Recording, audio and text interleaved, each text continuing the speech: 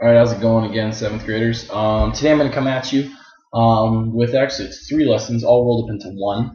Now I'm just going to be going over the basics. So again, if you need any more in-depth detail with what I'm going to be talking about today, just make sure that you email me, because remember, we do have a test on Wednesday. So that's next Wednesday. We have a test. Okay? If you're watching this, you're probably very much aware of that. So let's get started. We're going to be talking about the 3 different rocks.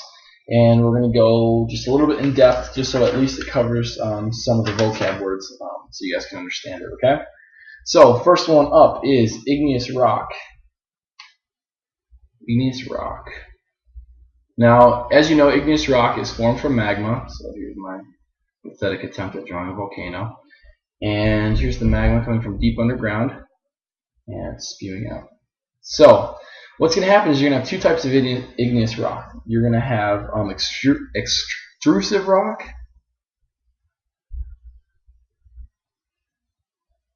and intrusive rock. Extrusive rock is any rock that forms from the magma that hardens and cools on the outside, and then intrusive is any that hardens and cools underground. And so remember I said that the way to remember outside is exit, and then inside is in. So you just look for that, and that should help you out. Now, the other thing is extrusive rock. Remember we talked about it was going to cool faster, and this is going to cool slower. Remember, as we go down deep into the earth, it gets warmer than it does when you get up near the surface. And so because it's warmer down there, it takes a little bit slower to cool, and so you can get larger crystals. And because this cools a lot faster, you get smaller crystals. And so when it talks about coarseness, this is going to be more coarse than this is going to be. Alright? Okay, so again, really easy basic stuff, and you guys should be fine with igneous rock. Just know those intro things. Now the next one is sedimentary rock. Now sedimentary rock, we're just going to go through all the steps. So the first thing we're going to run into is we're going to run into weathering. And then after weathering, and well, with weathering, it's coupled with erosion.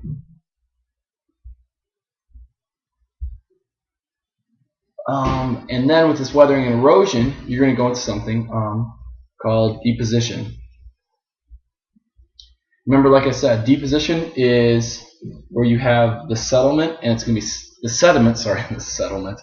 The sediment, in which sediment is the broken up little particles, and it's going to go and it's going to settle on usually like lakes or ocean bottom, and it goes down. And then the next thing you're going to run to is compaction.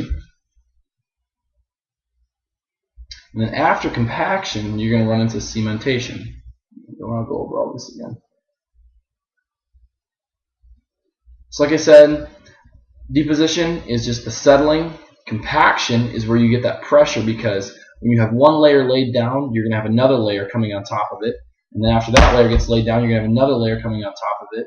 And so on and so forth, and you're going to get compaction. And that's going to deal with a lot of pressure. And then the last thing you're going to have is that cementation, where you're going to have like that glue where it's going to hold it together. And that's why you can hold up a piece of sedimentary rock, and it's not just going to crumble apart in your hands because this cementation took place. Now, the 3 types of rock that you're going to deal with sedimentary is you're going to deal with clastic, you're going to deal with organic, and then you're going to deal with chemical. Now, with clastic, you're going to be dealing with rock fragments.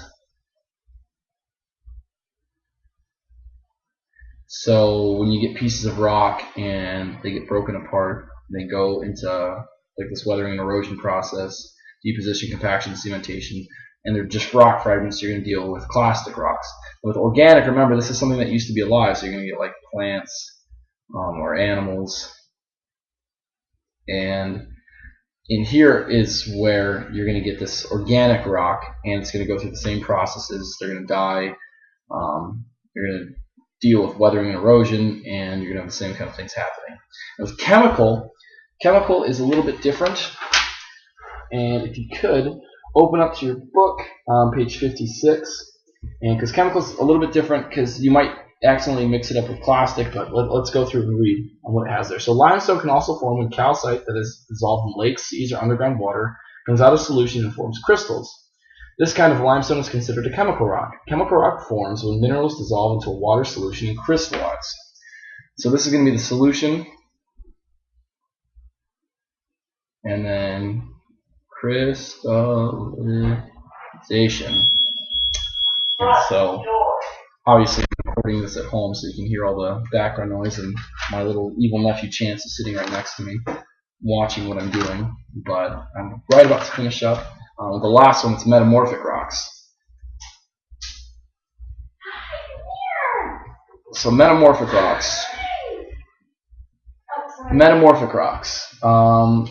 Metamorphic rocks, as you know, it deals with heat, it deals with pressure,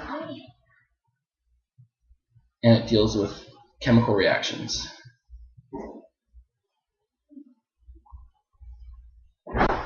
So this is going to take place deep under the Earth's crust, where you're going to get a lot of heat, a lot of pressure, and then that can lead to chemical reactions, and you can have other things happening to the rocks down there. Now, with metamorphic rocks, you're going to deal with two different types. You're going to deal with foliated, and you're going to deal with non-foliated. Now, foliated are the ones, like I told you, that these are the striped rocks, where they have kind of that striped pattern to them. And non-foliated is where it's just going to look kind of random. Pretty simple stuff. Now, of course, with all of these three that we're talking about when we're talking about igneous, metamorphic,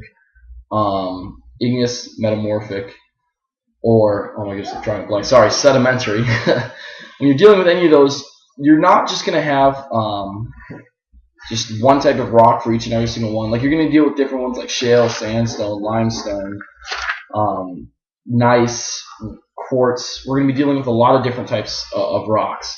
And so if you want to know anything more about these different rocks, make sure you come and ask me about it.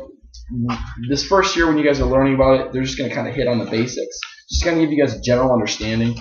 But then once you get to high school, it's going to get a little more in depth. But again, like I said, if you always want to know something more or want to request a certain podcast, just go ahead and let me know. But I just wanted to get through all that stuff just so we can get you ready for Wednesday's test. I hope you guys all do good on it. Most of you guys did good on the last test. Some of you guys need to work a little bit harder, but then you guys will be perfectly fine. So no worries there. So again, email me with any questions or comments, and I'll see you in class. All right, bye.